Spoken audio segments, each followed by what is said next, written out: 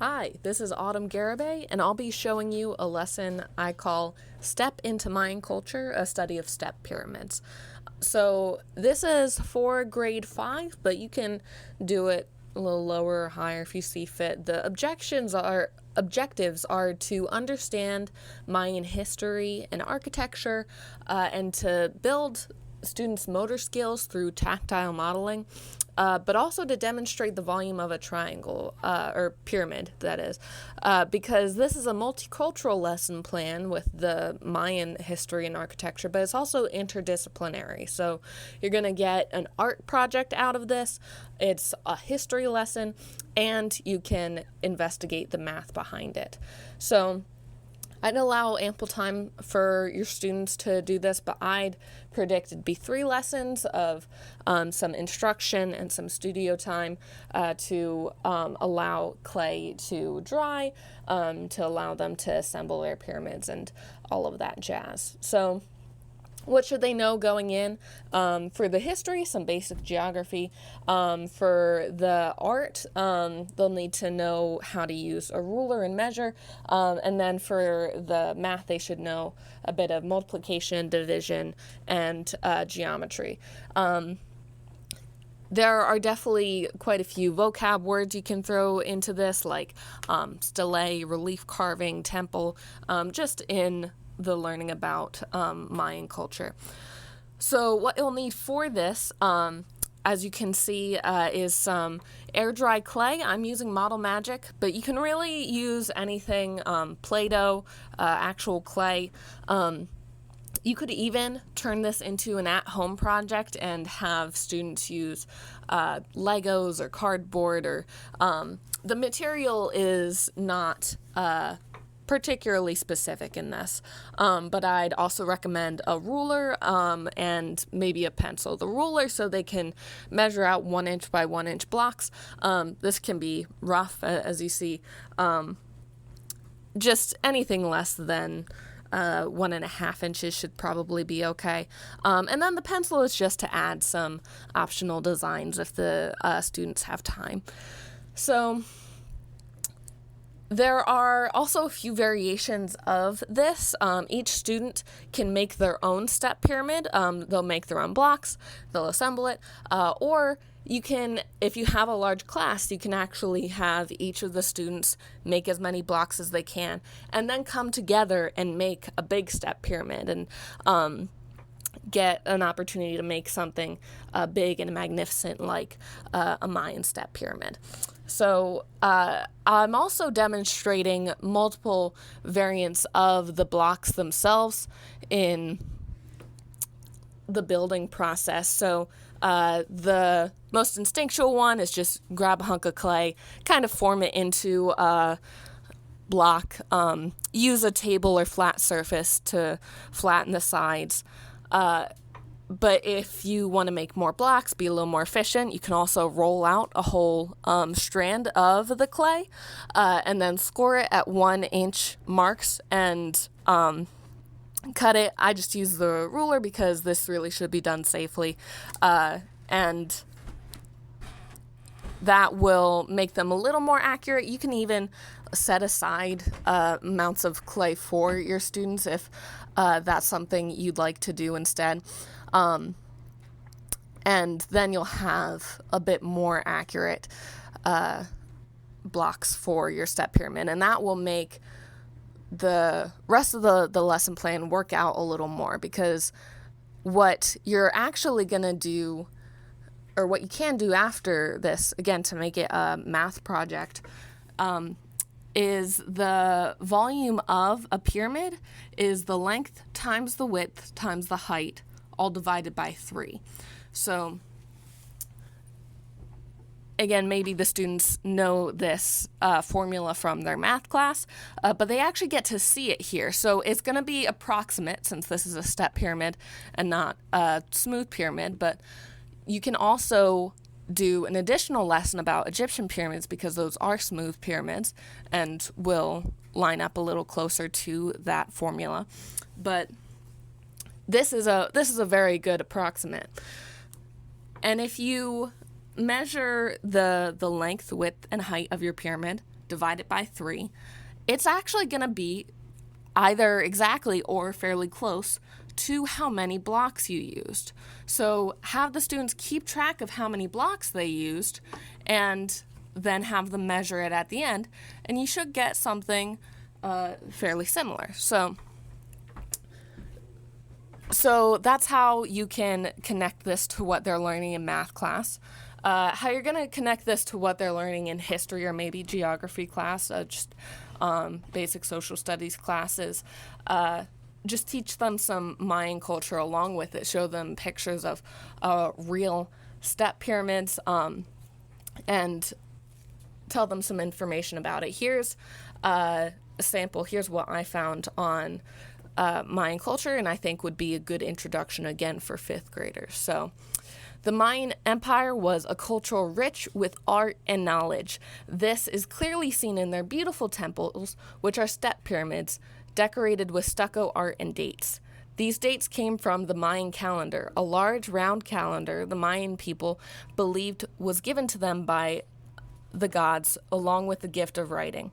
The Mayans used hieroglyphics to write many things, including math for trading. They were one of the first people to use the number 0, which greatly changed and expanded math. The civilization was located in Central America, covering land that is currently Mexico, Guatemala, Belize, Honduras, and El Salvador. The Maya people are still around today and live in the areas of Central and South America. They are one of the world's largest indigenous people groups at 6 million people. Today, you can still see the great works of Mayan culture, including temples, palaces, and even astronomical observatories. The use of materials like limestone, concrete, and stucco ensured that many of these structures have stood the test of time, despite being over 3,000 years old. The Mayan Empire was established in 2000 BC and remained until 250 AD. The reason for the collapse of Mayan civilization is still unknown, but is seen when temples were no longer built. Mayan culture is very different from today's. It was ruled by a king the Mayans believed to be divine. Human sacrifice was also a daunting part of their religion. Still, the impact of Mayan culture on today's art and math is significant and worth studying. So, again, that's just an intro to some Mayan culture and history that would be great for the students to read or hear before getting to replicate it in their own step pyramids. So, we have the math, we have the history, and the tactile modeling of the step pyramids is going to be the art component. They're going to be using their hands and rulers, and they can even really have fun decorating the sides, add spirals, initials, and again, this is still historically accurate because again, show pictures of real step pyramids. They are covered in art, and actually some relief sculpture. That's one of the vocabulary words I mentioned you could throw in before. So relief is a method of molding, carving, or stamping in which the design stands out from the surface. So not quite sculpture, but not quite drawing either. A little bit in between. And it can be replicated just by drawing into this clay. So they can make a temple and even make the relief around it. So let's cover the other vocabulary words while we're doing this. So one thing mentioned in Mayan culture is steles. That's an upright stone or slab or column, typically bearing a commemorative inscription or relief design, and often serving as a gravestone. And then define temple for them as well. So that's a building devoted to the worship or regarded as the dwelling place of a god or gods or other object of religious reverence. But for this, it was their gods. And if you'd like to make this a little more religious, you can do a deeper dive into those as well. So if you are if you do have a class with some special needs and are considering that, this project is primarily tactile, so any students with visual or auditory difficulties should be able to participate in the making of the blocks, and just provide additional tools, again, like rulers and maybe like safety scissors to like facilitate anyone who's have difficulty building the blocks, and of course use any other special needs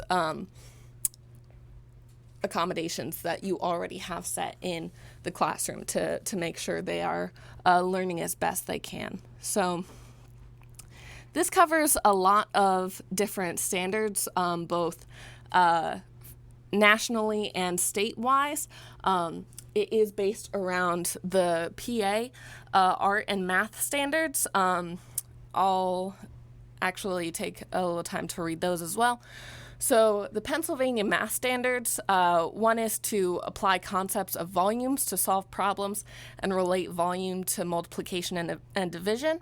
Again, sitting down, counting the blocks, measuring the sides, calculating the volume, and relating it to the pyramid fully satisfies this standard. So you can also apply and extend previous understandings of multiplication and division to divide and multiply fractions. So what I mentioned before with the formula being length times width times height over 3, or 1/3 length times width times height, that is a fraction that they're going to need to multiply and divide and understand.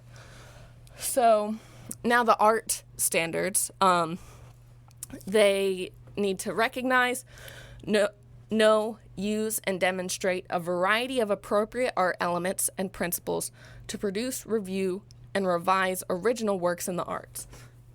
So the original work in the arts here would be the Mayan step pyramids. And again, take a look at them, take a look at the sculpture and relief.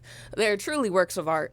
And the way they can do this is through painting, drawing, crafting, sculpting, printing, and design. For us, it's going to be crafting and sculpting. So that fulfills that standard. Another is to apply traditional and contemporary technologies for producing, performing, and exhibiting works in the arts or the works of others. So again, the clay would be considered a very traditional form. Actually, some of the ones listed, ceramic/wooden tools, earthen clays, masks, instrument, folk shoes, etching tools, folk looms. So the earthen clays and wooden tools you can absolutely use in making these, incorporate it into the actual building or just the decoration. Feel free to do that. They need to be able to explain the historical, cultural, and social context of an individual work in the arts. So looking at these, yes, they are beautiful works of art, but they also need to understand that these were religious structures to them. They need to describe works in the art, comparing similar and contrasting characteristics. So this would be a good way to segue into or segue from maybe an Egypt lesson, because they also have pyramids, but comparing an Egyptian pyramid to a Mayan pyramid is almost like night and day, but you can definitely see the similarities. They're clearly pyramids for religious purposes, but Mayans made step pyramids, Egyptians made smooth pyramids. I believe the Egyptian pyramids often had less relief sculpture on the outside. There are lots of similarities and differences. You could even put two pictures up and have your students count them all. So that's how they can compare and contrast and meet that standard. They can also identify the attributes of various audiences' environments as they influence individual aesthetic response. So, and again, this is going to be maybe comparing Mayan culture to Egyptian culture. Again, the different religions and how those influenced what they used and how they built their pyramids. So you can fill a lot of standards both in math and art through this lesson. The students, again, are learning about Mayan culture for their social studies thing. They're learning about geometry and volume for their math. And then they're also making a clay replica of a step pyramid as an art project. So you can grade this in a myriad of ways. Put together a quiz on the things you taught them. Grade their final step pyramids on precision or teamwork if you have them do that. You also want to make sure they clean up well. So again, if you have something like Model Magic, it's easy. Just crumple it up, make sure it's stored somewhere safe. But again, this is a fun activity. Make sure you and your students have a lot of fun, because I think you will. So again, thank you for listening to this lesson plan. I hope you use it, and if you do, let me know how it goes. And of course, thank you for watching. All right, have a good day.